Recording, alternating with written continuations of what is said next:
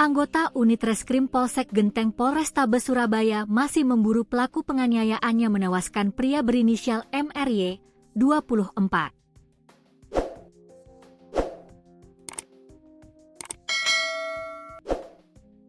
Korban diketahui adalah warga Kecamatan Taman, Kabupaten Sidoarjo, Jawa Timur, Jatim.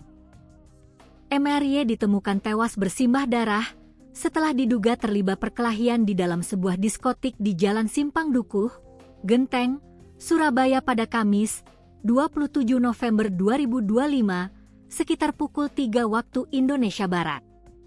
Kanit Reskrim Polsek Genteng, Ibtu Fian Wijaya, menyampaikan bahwa penyelidikan masih berlangsung.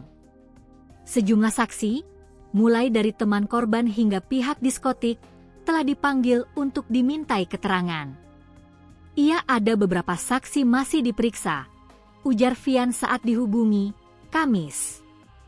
Namun, Fian belum dapat memastikan kronologi lengkap kejadian karena penyidikan masih berjalan. Saya kabari tawuran atau bukan? Kami masih penyelidikan, mohon waktu, pungkasnya.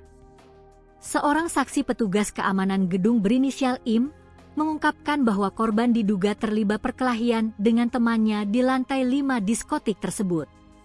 Setelah korban terkapar dengan luka parah, sejumlah sekuriti mengevakuasinya ke lantai bawah sebelum melapor kepada kepolisian. Katanya sesama teman terlibat perkelahian. Akses ke diskotik naik lift ke lantai 5. Setelah itu korban dibawa sekuriti keluar, ujar IM.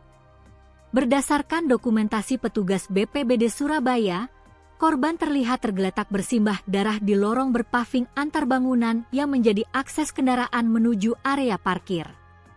MRY mengenakan kaos hitam lengan pendek berkerah dan celana panjang hitam.